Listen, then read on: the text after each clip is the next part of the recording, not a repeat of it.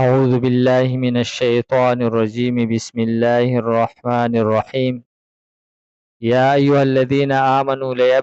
ليبلونكم الله بشيء من الصيد تنالوا أيديكم ورماحكم ليعلم الله من يخاف بالغيب. دی آیت مبارکه ما قبل سر ربط داده مخی آیتونو کی اول د آغا شیزونو تذکره وکړه لکم شیزونه چې مطلقی حلال دی په هر ځای کې په هر وخت کې، او بیا د هغه شیزونو تذکره وکړه چې هغه مطلق حرام دي په هر حالت کې او په هر وخت کې. نو دې آیت کې اوس هغه اشیاء ذکر کوي چې هغه په بعضی وختونو کې او په بعضی زګونو کې حرامي، هر وخت حرام نه دي او نه په هر حالت کې حرام دي. نو فرمای یا ایها الذین آمنو، اے مومنانو، لیبلونکم الله بشیء من الصید، خامخا ازمیخ کوي په تاسو باندې الله تعالی پروشي سره. ازمیخ امتحان،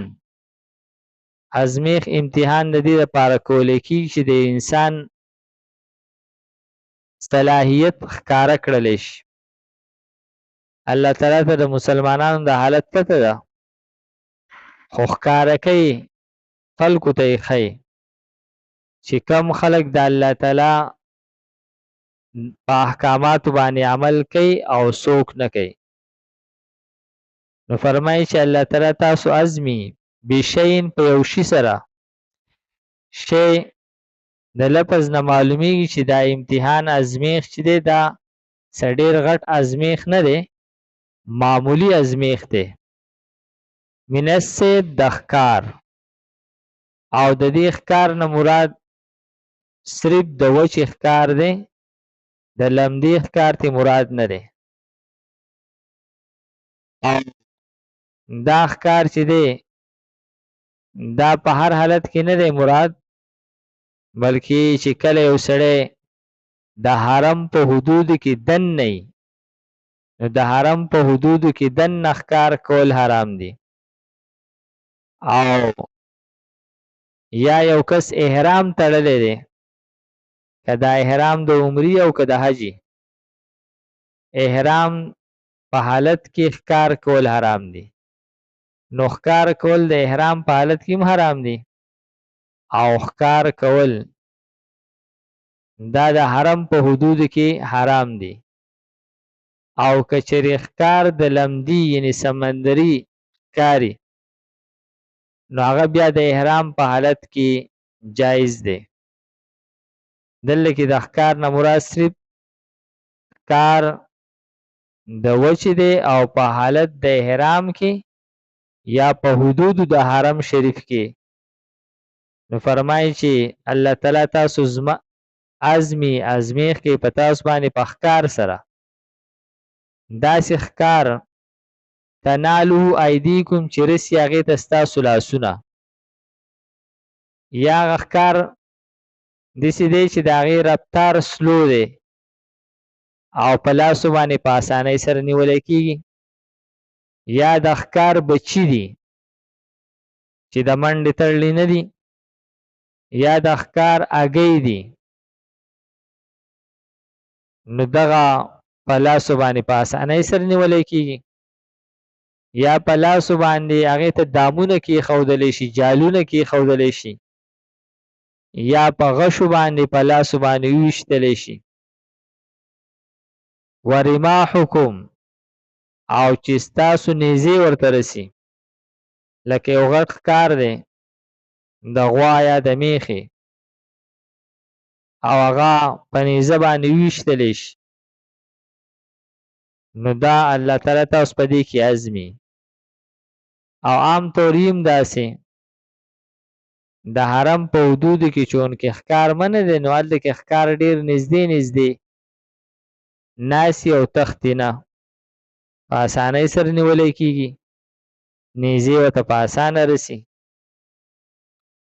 لیعلم الله د دې دپاره چې ښکاره کړي الله تعالی من هغه څوک یخافه چې یریږي د ده نه بالغیب په نه لیدلو کې یعنې دی الله تعالی اینې نه یا خلق نشته دی نو په دې حالت کې آیا دی ښکار کوي د الله د یرې نه او که نه کوي الله تعالی دا ازمیښت کوي په بندګانو باندې او دا ازمیښت هم د یهودیانو د هغه ازمیښت سره قدرې مشابهت لري چې هغوی الله تعالی د هفتې په ورځ باندې د میان نیول نه منع کړي نو میان به د هفتې په ورځ ښکاره ګرځېدل او په نور ورځو کې بالکل اړو موندلی کېدل نه دغه شان دا هم ازمیښت دی د دې امت دپاره فمن اعتدا نو چا چې زیاتې وکړو یعنې ښکار یې وکړو په حالت د احرام کې یا په حدودو د حرم شریف کې بعد ذلک وروستو د دې حکم نه الله تعالی حکم وکړو چې ښکار مه کوئ نو د دې حکم کول نه پس چې چا ښکار وکړو فله عذاب علیم نو د ده لپاره دردناک عذاب دی چې هغه کفاره ادا کول دي په دنیا کې او که چېرې دی توبه ونه باسي